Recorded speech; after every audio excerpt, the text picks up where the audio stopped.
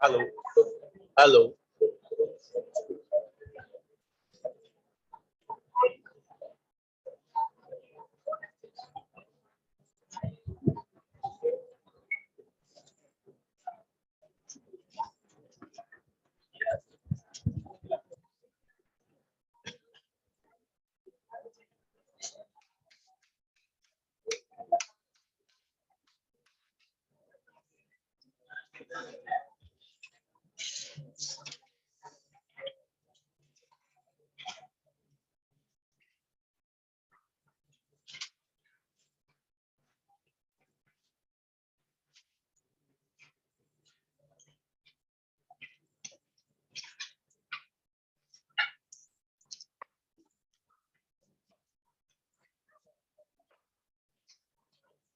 क्या पढ़े थे लास्ट क्लास में? बंद करके बोल, ऐसे ही बोल। क्या पढ़े थे? हाँ, preferred value, stripped value, volume.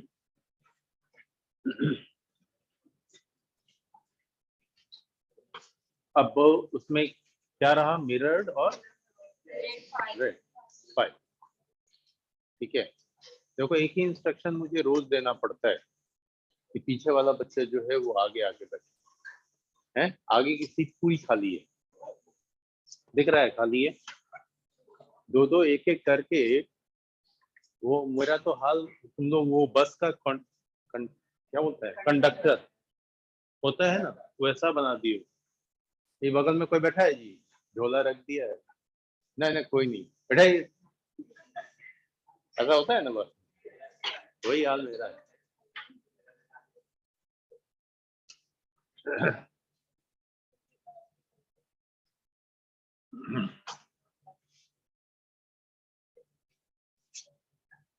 अब देखो, अभी तक जो हमने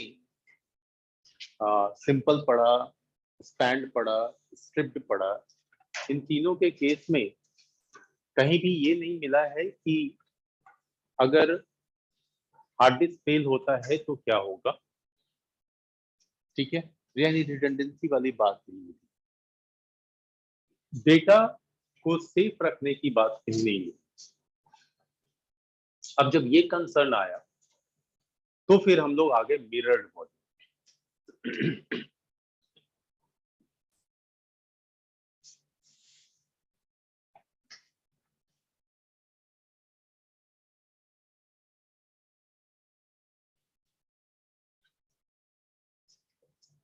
इस मिरर्ड वॉल्यूम में सबसे पहली चीज कि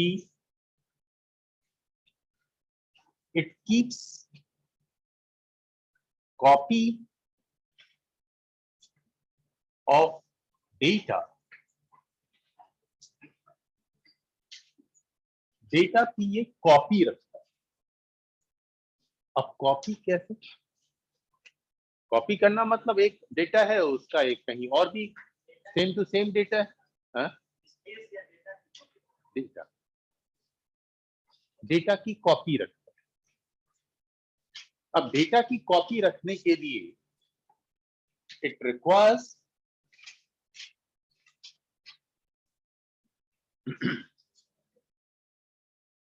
टू डिस्क, इसको दो डिस्क की जरूरत है, नॉट मोर देन टू, दो से ज्यादा नहीं, दो ही चाहिए, यानी मिनिमम और मैक्सिमम दो। अब ये करेगा क्या? एक डिस्क होगी इसके पास, फॉर एग्जाम्पल 1 टीबी की, दूसरी भी डिस्क चाहिए 1 टीबी। अब दो डिस्क दिया, मान लो ये डिस्क 1 और ये डिस्क 2, नो डाउट दोनों डायनेमिक होंगे, तभी ये होगा। अब यहाँ पे अगर हम कोई भी डेटा, फॉर एग्जांपल हमारा डेटा है एबीसी, एक डेटा रखा, तो यही same to same data ABC यहां भी हो, जिसे इन केस अगर ये डिस्क फेल करता है तो इट विल वर्क।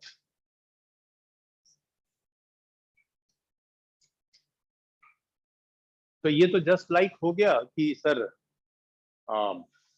ये तो हम लोग ऐसे भी टाइम टू टाइम बैकअप ले लेते हैं तो करते हैं, तो बैकअप लेने में आपको मैनुअल एफर्ट लगाना पड़ता है।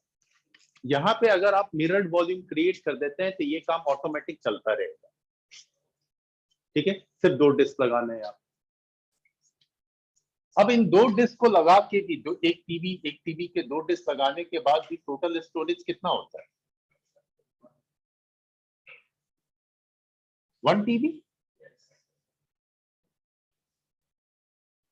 यानी कि इस तरह की फैसिलिटी के लिए यहाँ पे आपके स्टोरेज का वेस्टेज या ज्यादा स्टोरेज की रिक्वायरमेंट है। ये इसका नेगेटिव पॉइंट, एक ही डेटा 2 बार रखते हैं, है ना।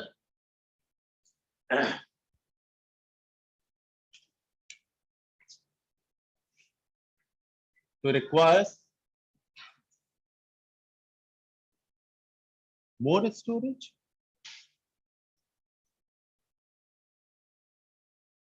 but it gives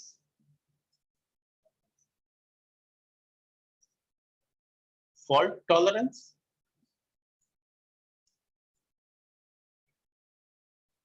fine। इसमें कोई डाउट? ये तो सिंपल है। अब लोगों के माइंड में दूसरा कॉन्सेप्ट है, यार डेटा की सेफ्टी के लिए हम मिरर कॉन्फ़िगर कर लें, स्टोरेज बड़ा करने के लिए हम एक्सपैंड कर लें, स्पीड को के साथ स्टोरेज को बड़ा करने के लिए हम स्ट्रिप्ड कर लें। क्या ये दोनों इकट्ठे आ सकते हैं? किसी में दोनों इकट्ठे आ जाएं कि स्टोरेज ही बड़ा हो जाए और दूसरा कि फॉल्ट टॉलरेंस ही मिल जाए, तो फिर मजा आ जाए, है ना। तो फिर लोग नेक्स्ट की तरफ मूव किए और तब आया आपका रेड 5।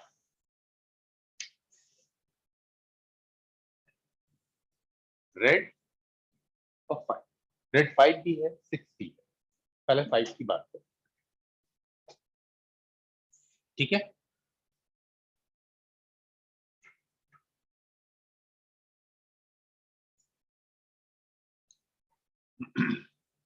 अब यहां का कॉन्सेप्ट, सबसे पहली बात, इट रिक्वायर्स मिनिमम 3 डेज, इसको 3 डेज चाहिए कम से कम, ठीक है।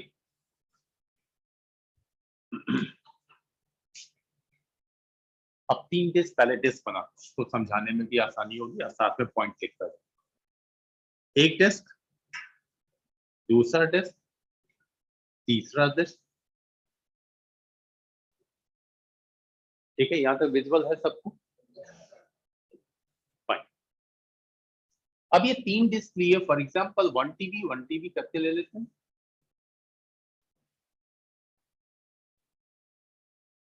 इन तीनों डिस्क के स्टोरेज को अगर मिला लें तो हमारे पास में टोटल स्टोरेज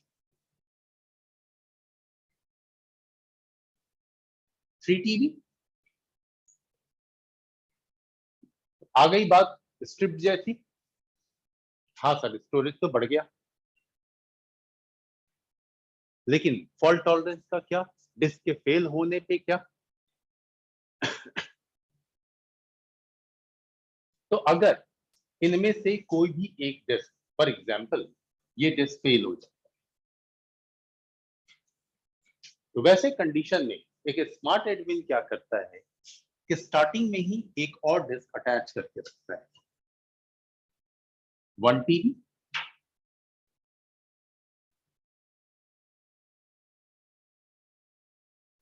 जैसे ही ये फेल हुआ तो फेल होने के बाद इंडिकेशन तो आ जाता है।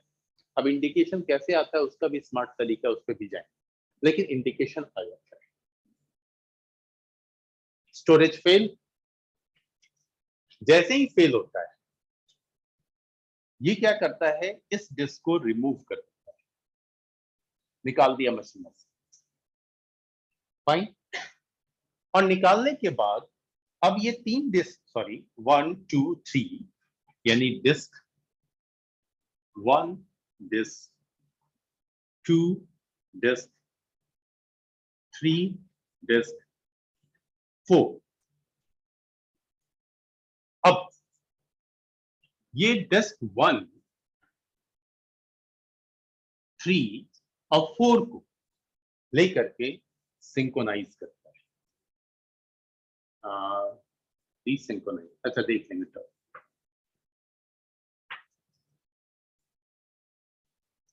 जैसे ही सिंक्रोनाइज करता है तो क्या होता है कि बाकी के जो 2 डिस्क हैं, डिस्क 1 एंड डिस्क 3, इसके हेल्प से डिस्क 2 पे जो भी डेटा होती है वो ऑटोमेटिकली रिकवर होकर के 4 पे आ जाती है। हाँ, लेकिन ये लाइन मैंने बोला तो ये होता तो है, ठीक है, डेटा आ जाती है, जबकि कहाँ गया इसका डेटा, कहाँ गया, डेटा तो निकल गया, मैंने डिस्क ही निकाल दिया और उसके बाद भी डेटा रिकवर हो जा रही।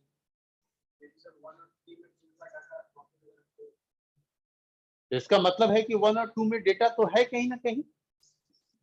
अब इस चीज को समझ, it works on parity bits. ये पैरिटी बिट्स पे वर्क करता है। अब ये पैरिटी बिट्स क्या होता है?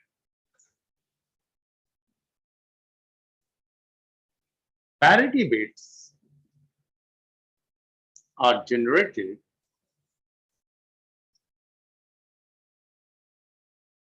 at every disk to keep information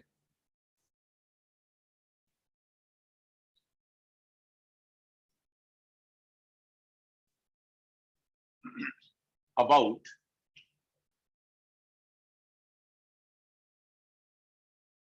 another disk storage।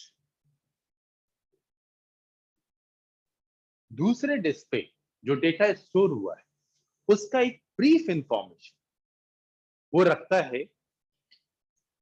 As a parity bit, यानी डिस्क 1 पे भी पैरिटी बिट है, डिस्क 2 पे भी है, डिस्क 3 पे भी है, जिससे कि कोई गारंटी तो नहीं है ना कि डिस्क 2 ही फेल करेगा, 1 भी फेल कर सकता है, 3 भी फेल कर सकता है।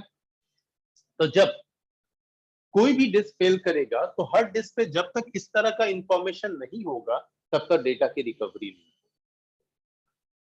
And with the help of parity bits that are available at disk 1 and disk 3, data of disk 2 is recovered and written at disk 4। ठीक है, ये बहुत ही इंपॉर्टेंट फीचर है, इसलिए यहां जो मैंने आपको 3 TB लिखा है, जब आप कंक्लूड करेंगे तो ये कुछ स्टोरेज वेस्ट करता है। फॉर एग्जांपल ये 2.7 TB ही आएगा, कम हो जाए स्टोरेज, थोड़ा सा कम हो टोटल स्टोरेज। ऐसे भी आप देखते हैं कि आप लेते हैं 1 TB का हार्ड डिस्क, टोटल स्टोरेज दिखाता है कम। हाँ, और इस चीज को मैंने बखूबी समझाया है कि ये स्टोरेज कहाँ जाता है, किस चीज में यूटिलाइज होता है।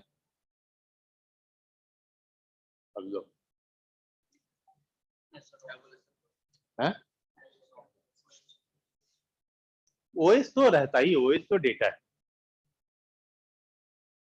आप पेन ड्राइव ही लेते हैं तो पेन ड्राइव आपने अगर 32 GB का लिया है तो वो कम दिखाता है, वो कहाँ जाता है, जबकि टोटल दिखाता है 32 GB का आपका पेन ड्राइव।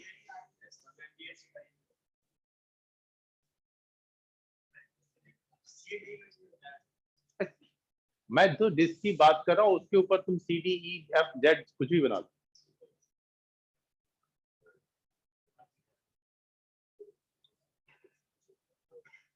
होता है ऐसा क्यों होता है? तो मैं आपसे पूछ रहा हूँ, मेरा पढ़ाया हुआ चीज। नहीं, पैरिटी बिट तो यहाँ पे देख रहे हो तो बोल रहे हो, नॉर्मल पेन ड्राइव में कहाँ से पैरिटी बिट आ रही है?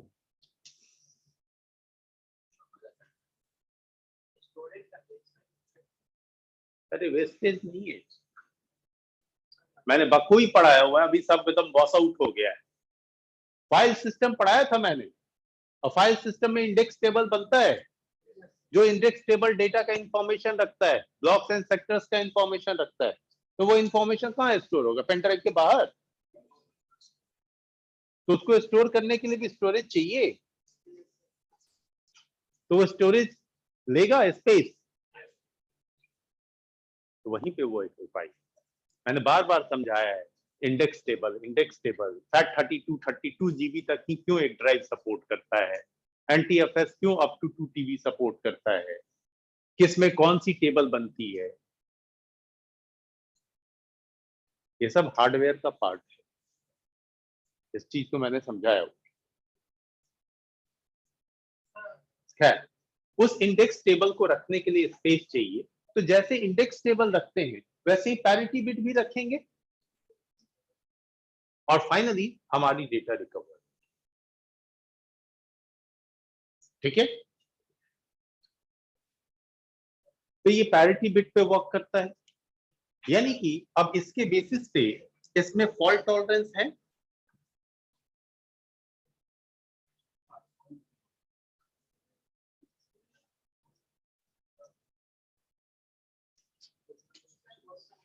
हाँ बोल।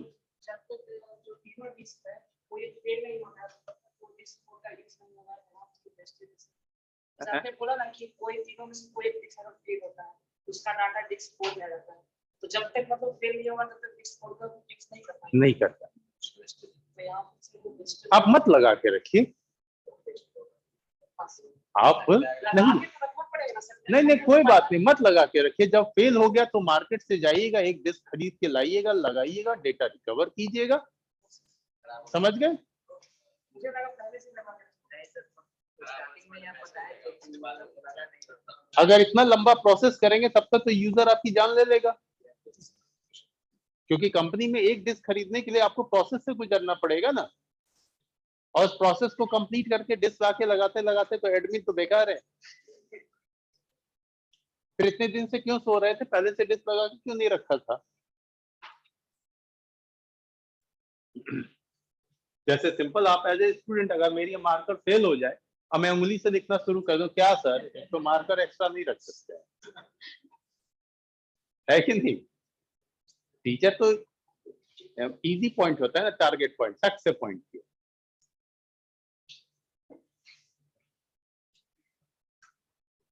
फाइन। अब यहाँ पे कोई और प्रॉब्लम दिख रही है?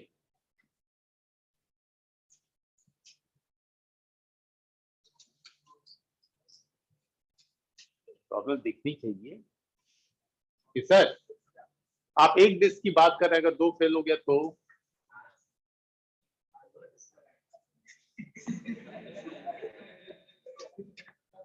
देखिए, फॉल्ट टॉलरेंस मिलता है मैक्सिमम 1 डिस्क फेलियर।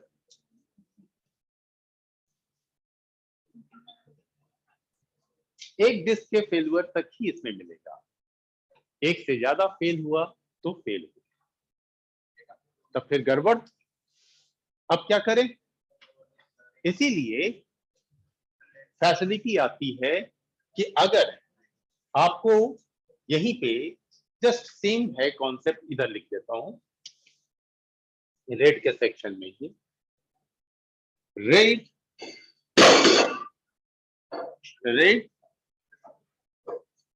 6 आया, जिसमें सारी बातें सेम रही, सिर्फ ये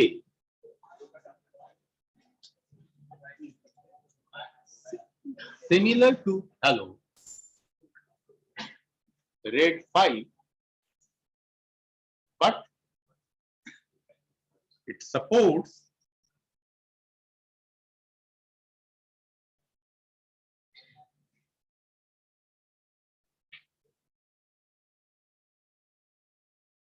failure of maximum 2 disks.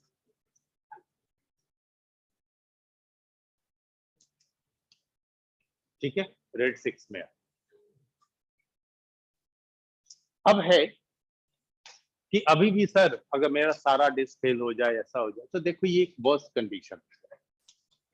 Worst condition का तो अब शॉर्ट सर्किट ही हो जाए, सारी डिवाइसेस ही चली जाए, तो एक अलग कहानी है।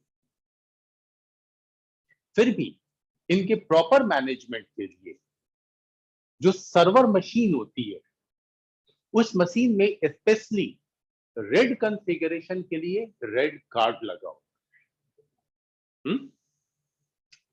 याद रखिएगा, रेड कार्ड स्पेशली आपके साथ मशीन के साथ अटैच हो। रेड कार्ड के ऊपर में लाइट्स फैसिलिटी होती है जो इंडिकेट करता रहता है सारे ग्रीन चल रहे हैं, इसका मतलब है सारे डिस्क का सही है। डिस्क में जैसे ही प्रॉब्लम दिखेगी वो अंबर हो जाएगा। अंबर जिसको आप ऑरेंज बोलते हैं, टेक्निकल टर्म में वो अंबर है। डिवाइस के केस अंबर हो जाएगा। अंबर होने के बाद एडमिन शुड अलर्ट, कुछ गड़बड़ है। और अगर फेल हो गया तो रेड हो जाएगा, RED रेड। ठीक है, फेल हो गया तो गड़बड़ सिचुएशन। रेड कार्ड था, मॉनिटरिंग सिस्टम इसके लिए लगाई जाती है जिससे मॉनिटरिंग कंटिन्यू चलता रहे। मॉनिटरिंग में जनरली जो है वो ग्रीन लाइन चलती है डिस्क के लिए, और अगर अंबर अंदर हुआ मशीन के तो अंबर लाइन चलनी शुरू हो जाएगी, और रेड हो गया रेड लाइन। तो एडमिन इतने देर तक ही अगर सो रहा है तब तो फिर ऐसा एडमिन तो नहीं चल सकता। ठीक है, ये रेट यहां तक आप अपने विंडोज 7 10 पे भी काम कर सकते हैं, लेकिन ये रेट फैसिलिटी सिर्फ और सिर्फ मिलती है आपको आपके सर्वर ऑपरेटिंग सिस्टम के साथ, और ये रेड 6 तभी मिलेगी जब रेड कार्ड लगा होगा। ठीक है, तो स्टोरेज बहुत बड़ा मुद्दा होता है। स्टोरेज को एक मशीन तक आप कर सकते हैं, लेकिन जब और भी ज्यादा ह्यूज स्टोरेज की बात आती है तो फिर कॉन्सेप्ट चेंज होता है, तो कॉन्सेप्ट बदलता है। तब फिर हम डैश और नैश की बात करते हैं। ठीक है, dash means directly attach storage, Nash means network attach storage. ठीक है, तो पहले तो इसे नोट डाउन कर लूं। समझ गए? कोई क्वेश्चन, कोई क्वेरी? हाँ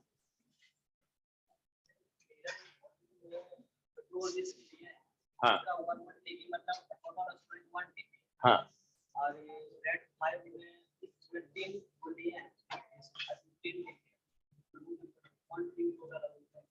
क्योंकि ये क्या काम करता है कि जो डेटा इस डिस्क पे लिखी जाएगी वही डेटा इस डिस्क पे लिखी जाएगी, तो आपका स्टोरेज तो इनहेंस नहीं हो रहा है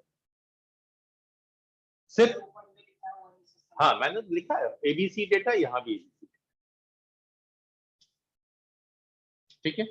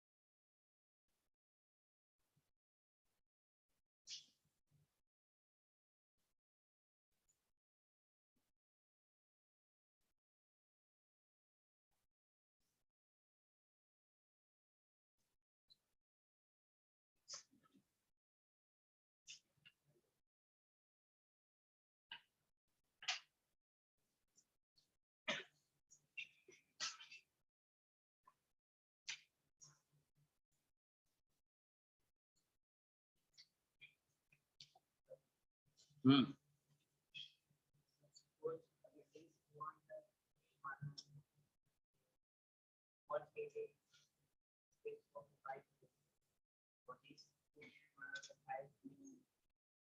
फाइव जीबी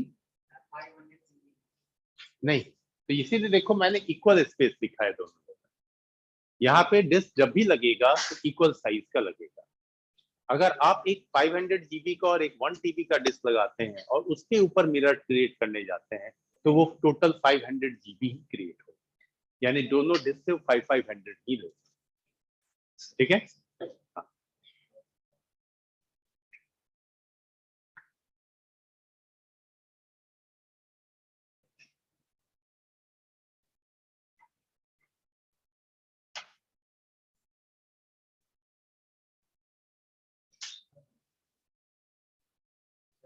क्वालिटी यूज होता है वो डेटा को कंप्रेस्ड फॉर्म में रखता है। हाँ, गुड।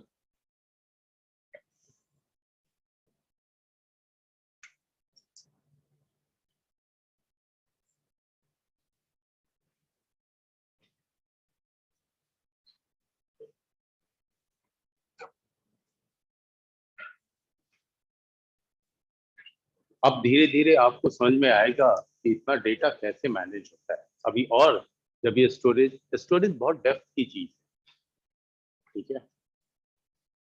स्टोरेज मैनेजमेंट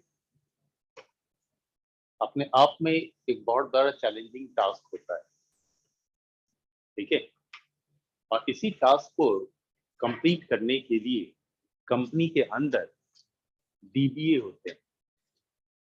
हाँ, डीबीए का मतलब डेटाबेस एडमिनिस्ट्रेटर। जो आप लोग एसक्यूएल पढ़ते हैं, पढ़ लिया होगा मेरे ख्याल है पढ़ना। तो डेटाबेस मैनेजमेंट उनका काम होता है कि डेटा एकदम फिल्टर्ड हो, डुप्लीकेट डेटा ना हो, आपका प्रॉपर उसकी बैकअप चलती रहे, प्रॉपर स्टोरेज पे वो मूव करे। ये सारा डेटाबेस एडमिनिस्ट्रेटर का काम होता है। डेटा स्टोर करना, क्रिएट करना, उसका फॉर्मेट तैयार करना, ये सब तो है ही साथ में ही। इसका भी बहुत सारा ऑटोमेटिक तरीका भी है। उस ऑटोमेटिक तरीका में हम लोग देखेंगे आगे जब हम आपको बैकअप पढ़ाएं। और ये बैकअप आपके अपने सिस्टम के लिए भी यूजफुल होगा। टाइम टू टाइम बैकअप ले, नहीं टाइम टू टाइम ले सकते हैं। बहुत हेक्टिक शेड्यूल है मेरा, मैं भूल जाता हूँ कि हर रोज इवनिंग में 5 o'clock ऑफिस क्लोज होती है, 6 o'clock क्लोज होती है। तो 6 o'clock to 6:30 का टाइम डिफाइन कर दें कि भैया इस समय तुम बैकअप कंप्लीट कर। अभी डिफाइन तो कर लिया लेकिन कर नहीं पाते हैं तो ऑटोमेटिक कर देते हैं, शेड्यूलिंग कर देते हैं। एक सर्टेन टाइम पे ऑटोमेटिक बैकअप चले, इसलिए सर्वर कभी भी बंद नहीं होता। एक बार वो स्टार्ट हो गया तो स्टार्ट हो गया। आप देखते होंगे आपके जो सर्वर मशीन है, तो सर्वर मशीन को जब भी मैं शट डाउन करने जाता हूं तो वो आपसे पूछता है, या रिबूट करता हूं तो भी पूछता है क्यों। जबकि यही आपकी जो क्लाइंट मशीन है यानी कि 710 ये सब शट डाउन करना है करो, वो कुछ नहीं पूछता। लेकिन सर्वर के केस में वो पूछता है, बताओ क्या है, रीजन क्या है। ये reason as a log file आपके सर्वर पे स्टोर होती है, जिससे आप अगले को रिपोर्ट कर सकें कि मैंने इस वजह से मशीन शट डाउन की थी या रिबूट किया। सर्वर मशीन को शट डाउन या रिबूट करने से पहले आपको परमिशन लेना पड़ता है। मेल चलती है, मेल पे कंफर्मेशन के बाद ही एक टास्क आप परफॉर्म कर सकते हैं।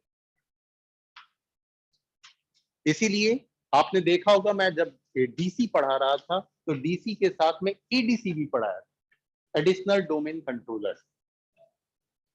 तो ये टास्क पहले से चलता है क्योंकि उस वक्त में आपसे एडमिन, मैनेजर, कंपनी के ओनर, कोई भी जिनको भी आपके जो भी रिपोर्टिंग पर्सन है वो आपसे क्वेरी करेंगे तुम्हें मशीन पे वर्क करने में, रिपेयर करने में, जो भी आप टास्क करना चाहते हो कितना टाइम लगेगा। Sir it will take approx 2 hours. 2 hours तक यूजर क्या करे। तो सर मैं दूसरी मशीन है उसके थ्रू मैं सर्विस कंटिन्यू रखूंगा। तो फाइन। आप बता जैसे उसमें पूछता है मतलब नहीं होगा डेटा सेव होता था कि नहीं, डेटा तो हर कंडीशन में सेव होता है, लेकिन सर्वर, जिस सर्वर को आप यूं ही इंस्टॉल कर ले रहे हैं, उस सर्वर से उसी ऑपरेटिंग सिस्टम से दुनिया का नेटवर्क भी चलता है, दुनिया के भर के यूजर भी कनेक्ट होते हैं। तो वैसे केस में तो सर्वर हैंडल करना, जो सर्वर एडमिन होता है, वो सर्वर एडमिन किसी भी, आप भी अगर as a server admin join करना चाहते हैं, नहीं ज्वाइन कर सकते। आपके पास में जब तक वर्क एक्सपीरियंस नहीं होगा, वो मिनिमम 4 to 5 years, तब कहीं जाकर के आप ये सर्वर एडमिन बनते हैं। No, as a desktop support engineer पहले साथ में तो काम करो। आप प्रोग्राम में ही क्या आपको बड़े प्रोजेक्ट पे एक ही बार डाला जा सकता है? नहीं डाला, आपको एक छोटे से पार्ट का हिस्सा बनाया जाएगा, इसको तुम देखो।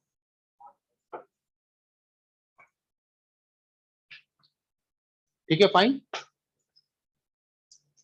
रेड 6 हमारा कवर नहीं हो सकता, लेकिन रेड 5 का लैब हम देख सकते हैं आसानी। ठीक है, next class onward, note down कर लिया सब लोगों ने? इसको माइंड में रखिएगा और फाइल सिस्टम जो मैंने पढ़ा है उससे पढ़ लीजिए, क्योंकि वो टाइम टू टाइम हिट करेगा। एंड तब हम अब इसका अगले क्लास में प्रॉपर इन सब का लैब देखें करके, कैसे मशीन में डिस्क अटैच होगी, कैसे हम जानबूझ के प्रॉब्लम क्रिएट करेंगे और फिर उससे वापस बाहर कैसे निकलेंगे। ठीक है, so please don't miss the class.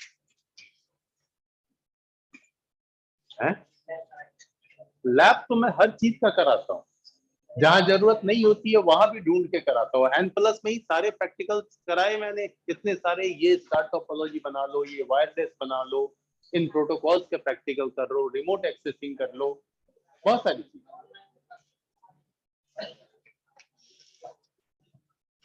Online में देखो बेटा, अब क्या बताऊं, समझना तो पड़ता है।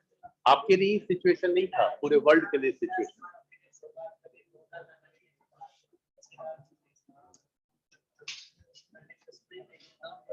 ठीक है, अटेंडेंस मार्क कर लें।